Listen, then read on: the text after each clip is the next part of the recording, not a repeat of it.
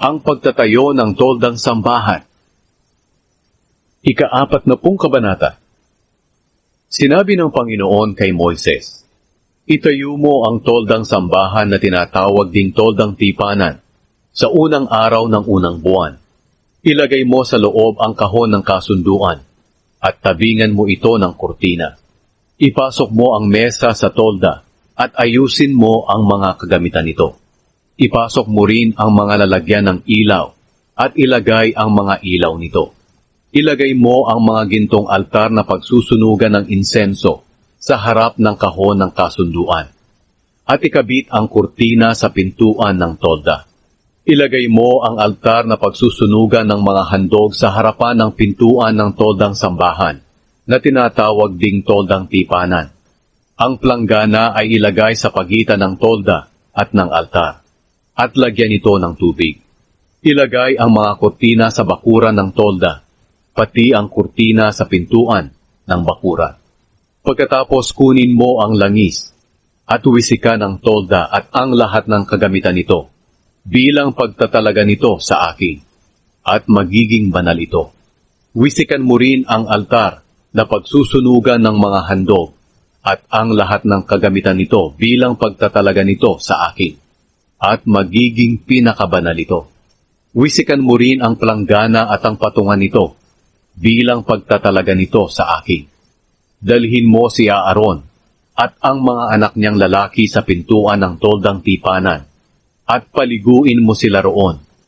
Ipasuot mo kay Aaron ang banal na mga damit, at italaga siya sa akin sa pamamagitan ng pagpapahid sa kanya ng langis, para makapaglingkod siya sa akin bilang pari. Dalhin mo rin ang mga anak niya, at ipasuot ang damit panloob nila. Pahiran mo rin sila ng langis gaya ng ginawa mo sa kanilang ama, para makapaglingkod din sila sa akin bilang mga pari, sa lahat ng susunod pang mga henerasyon.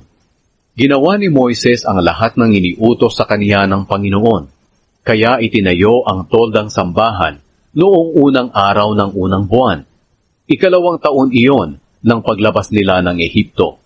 Ganito itinayo ni Moises ang tolda. Inilagay niya ang mga pundasyon, balangkas, biga at haligi. Inilatag niya ang tolda at pinatungan niya ng pantaklob. Ginawa niyang lahat ito ayon sa iniutos sa kaniya ng Panginoon.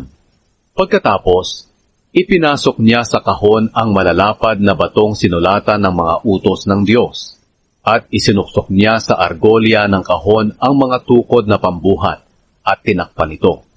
Ipinasok niya ang kahon sa loob ng toldang sambahan, at isinabit ang kurtina para matakpan ang kahon ng kasunduan, ayon sa iniutos ng Panginoon. Inilagay niya ang mesa sa loob ng tolda sa bandang hilaga, sa labas ng kurtina. At inilagay niya sa mesa ang tinapay na inihahandog sa presensya ng Panginoon. Ginawa niyang lahat ito ayon sa iniutos ng Panginoon. Inilagay din niya ang lalagyan ng ilaw sa loob ng tolda sa harapan ng mesa sa bandang timog. At inilagay niya ang mga ilaw nito sa presensya ng Panginoon. Ginawa niyang lahat ito ayon sa iniutos sa kanya ng Panginoon. Inilagay din niya ang gintong altar sa loob ng tolda sa harapan ng kurtina, at nagsunog siya ng mabangong insenso sa altar. Ginawa niyang lahat ito ayon sa iniutos ng Panginoon. Ikinabit din niya ang kurtina sa pintuan ng tolda, at inilagay niya malapit sa pintuan ang altar na pinagsusunugan ng mga handog.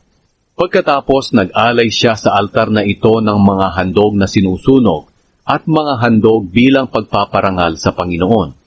Ginawa niyang lahat ito ayon sa iniutos sa kanya ng Panginoon. Inilagay din niya ang planggana sa pagitan ng tolda at ng altar. Nilagyan niya ito ng tubig para paghugasan.